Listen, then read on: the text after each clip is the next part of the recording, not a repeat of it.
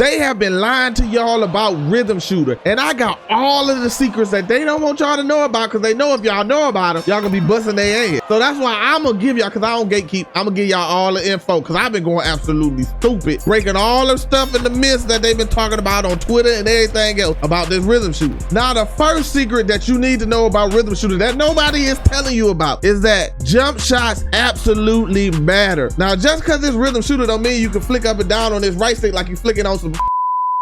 I'm sorry, I lost where I was at. Sorry, I'm sorry. You need to have a good jump shot. Now, if you see right here, I have a 78 3-point shot on this build. No high mid range. I don't get access to no other crazy badges and nothing like that. But with this jump shot that I'm using right here, I can absolutely go crazy. You shooting high 50 to 60% with this jump shot. Now you see, I only got a D+ time and stability. It's not necessarily the fastest. It doesn't have the highest defensive immunity, but I'm shooting contested shots. I shoot everything with just bronze Deadeye and silver set shot specialist. And this brings me to my second tip, which is that Rhythm Shooter gets the absolutely crazy boost over standard button shooting. Now, 2K Labs did a test comparing rhythm shooting to button shooting. And I'm not affiliated with 2K Labs. I know some of the guys, shout out to Spill, shout out to Koza, shout out to Joey. But I want y'all to know what they said about rhythm shooting. Compared to rhythm shooting, the button green window looks fairly minuscule. The green window for the button was 69 milliseconds, and then when it comes to rhythm shooting with perfect timing, you now have a green window of about 115 milliseconds. And not only is your green window about 70% larger, the center make percentages are up closer to 80%. So when it's all said and done, putting these two windows on one chart, you can really see why rhythm shooting is far superior to button shooting. The new rhythm shooting mechanic in NBA 2K25 rewards players who can master the push timing and tempo relationship. And for the best results, master your push timing first and then find a comfortable tempo to see what feels most natural for your playstyle. Now, shout out to my guy Spearboy who made this excellent video, man.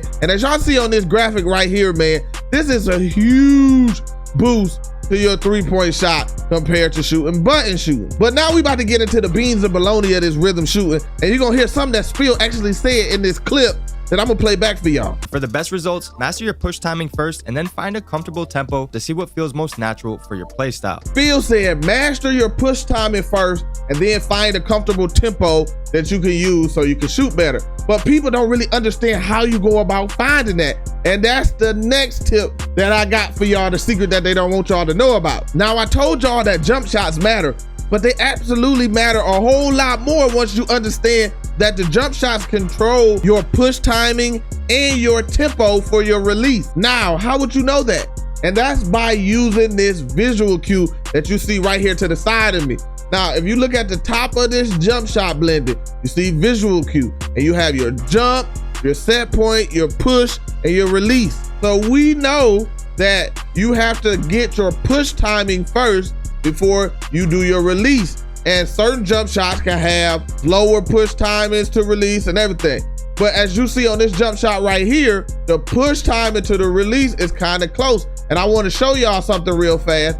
If I adjust this jump shot all the way to deep fall swing, I put in more time from push to release. This actually shows up in your jump shot, and it gives you a longer rhythm time or a longer tempo time to go from the bottom of your controller to the top of your controller. But at the same time, if you move this jump shot, like I say, all the way to Kevin Durant, now I have more time to get to that set point or that push point, and then I have a super fast release that allows me to, you know, not have to hold it so far. I can actually push it up a lot faster and still green my jump shot. Now, this is one of the ways where you can actually use faster jump shots on Rhythm Shooter, because if you're saying I keep getting slightly late on my push timing, just move it like I'm doing right here with the Kevin Durant to 100%, or find a jump shot that has a push timing that's closer to the release. That gives you more time from your actual starting of your jump shot to your set point or your push point in the jump shot. But if you keep getting slightly late, but maybe like a good rhythm or maybe a slightly slow rhythm, then now you can move it backwards, and then now your push point is further back. So when you start to push your stick up, you will get a quicker time to your push point, but your release or your tempo will have to be a little bit slower, making up the difference. So jump shots matter, and when y'all going to find your own jump shots, depending on what build that you have, make sure you try to find bases and releases that fit the push to release blend to what you naturally like to do. So for me, I flick the right stick up a little bit faster. So I tend to like jump shots where I move the blending up to where the push timing is closer to the release. And I get to use faster jump shots because it gives me a little more time to get there to the push point. And then now I can push the stick from bottom to up to release it with the right tempo. And hopefully I ain't confused y'all, because I felt like I was saying it kind of confusing. But let me know in the comment section if I did, or any questions you got, because I'm gonna make sure I help y'all out so y'all can be shooting good in this game. Now, the next thing that I have to tackle is that you cannot ISO and shoot with rhythm shooter. It is too complicated. No, it's not too complicated. Now, before I break it down a little bit more, yes, sometimes my finger do slip off the controller and I miss the rhythm shooting timing, but that happens very rarely. And I'm not the best dribbler in the world. I'm pretty good dribbling though. I am pretty good, but I'm not the best dribbler in the world. But I still can do this. And I'm telling you, like maybe once or twice in a day or like a 3-hour gameplay session, it might happen to me. So you can absolutely ISO. And I've been doing this, like I say, with a 76, a 78 3 ball on my builds on 6'10", 6'9", and 6'8" builds. So if I can do them on these builds, you could do them on any other type of build. And that leads me to my next tip. For those times that your finger absolutely slips off the controller when you're trying to dribble and do everything, this visual cue thing can actually help you too, because now you can customize your visual cue to shoot with the button or shoot with the right stick, not rhythm shooting, but just right stick shooting without rhythm shooting. Now, in order to make sure when your finger slips off the controller, if you set your visual cue to push, which is about the same time that you have to start your release going forward, and your finger slips off the controller, now what's going to happen is going to register it like just a regular stick shooting jump shot. And because you set your timing to the same timing that you would do using rhythm shooter, when your finger slips off the stick, now you're still greening, which has happened to me a few times, and I actually appreciated that I figured this out. So that's another tip for y'all. Now, the final thing that I want to tell you, and I'm gonna kind of bunch these two together, is 1, hot zones and lethal zones matter, and 2, jump shot boosts matter. Now, I have seen a difference, like when I ran out of jump shot boost. It's not necessarily a huge difference, but you can definitely tell the difference when you run out of boost. But when it comes to hot zones and lethal zones, there is a pretty solid boost that you get, especially for lethal zones. Now, I'm gonna show y'all this clip from 2K Toots, who actually broke it down and show you the difference of having lethal zones. So now for the results, having lethal zones is like having around 7% boost. That value there is just an approximation. Of course, it's not official. It can fluctuate for a bit. And to give you more perspective about it, based on my auto test from recent years, around 7% boost is like adding a silver shooting badge. So one way to look at it is you having a lethal zone is like having another silver shooting badge on top of everything. And one more perspective here is based on my 3-point rating test, 7% boost is like adding 3 to 4 points of 3-point rating. So you see, having lethal zones are like having an extra silver badge for your shooting. But y'all probably wondering, well, how we do the lethal zones, or what's the best way to do lethal zones? Listen, first you have to go to lethal shooter. Lethal shooter is where you get the lethal zones, and y'all probably already know that. But what I want to show you is I actually got and won the lethal shooter with a 78 3 ball. I won the lethal shooter. Now what I actually did, and you're gonna see in these clips, is that I take my time. This took me about 5 to 10 minutes to actually complete. Now I did have the dashboard one time, but when I figured this out, I only had the dashboard one time. If you take your time and try to shoot when the ball releases at the same point. So for me, I got it to where the ball will hit my right hand and then I will go up for the shot. I got pretty much the same release every time, which allowed me to green most of my shots, which allowed me to get all 3 hot zones at the top of the key. But when I was doing it before and I was just shooting it randomly and shooting it off of different type of animations, I was missing shots that I thought I would make, or they would give me weird animations. My feet would slide behind the 3-point line. So make sure you're behind the 3-point line and you shoot off of the same motion, either if the ball down or it's in your hand, left hand, right hand, whichever one you want to.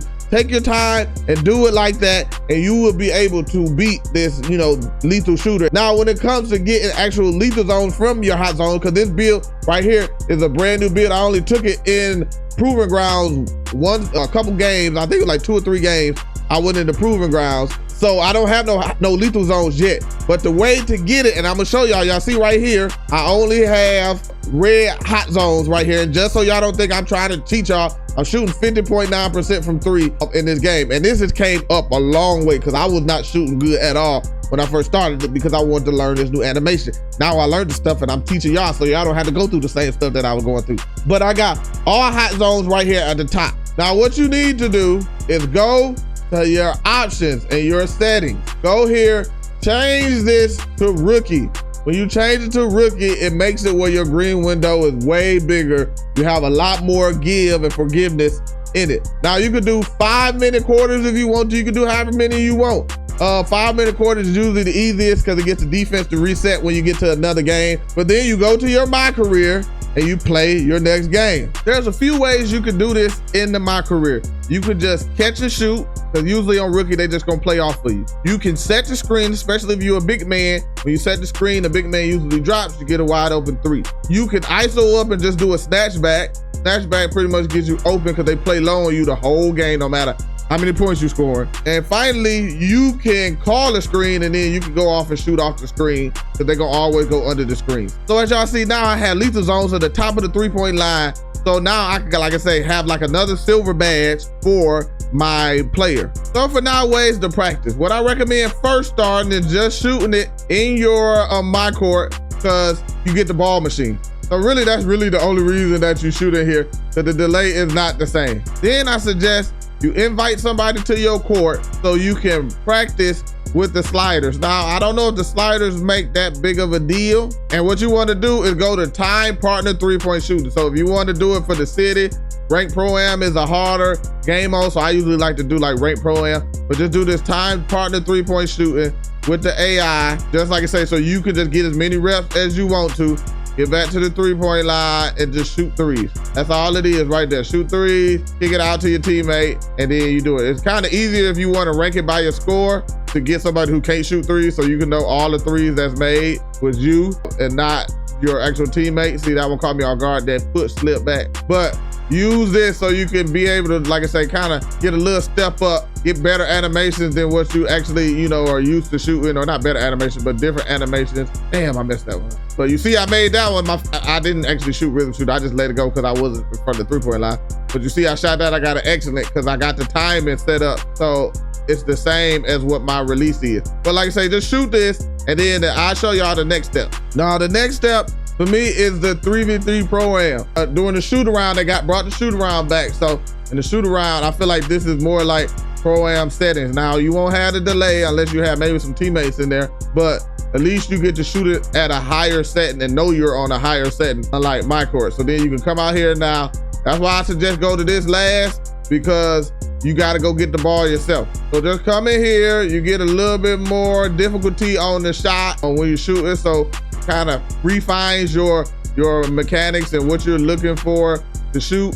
So just come in here in Pro-Am, practice in Pro-Am, and then after that, you can take it to the city, you take it to the park, whatever you want to. But just know it's gonna be some delay. You gotta get used to the delay in the park or the rec or wherever mode you playing. You gotta get used to the delay. It's not gonna just, you know, go from no delay to having delay. Now, if y'all wanna see, not this build per se, this is my 1v1 build. I haven't actually put this build out yet. I think this is my 1v1, I haven't put it out yet. But I got another build that's similar to this build, my 6'8 Zion Williamson. Got contact dunks, especially once you get cap breakers, then you're gonna get elite contact dunks. So if y'all wanna see that build, man, check that out. If y'all wanna check out dribble moves or anything like that, I got the dribble moves here. You can check that video out too, man. I appreciate y'all. Hopefully this helps y'all shoot better. Make sure you like up the video and hit that sub button if you already made it this far, because I know this ain't no short necessarily video. I appreciate y'all, man. I'm out.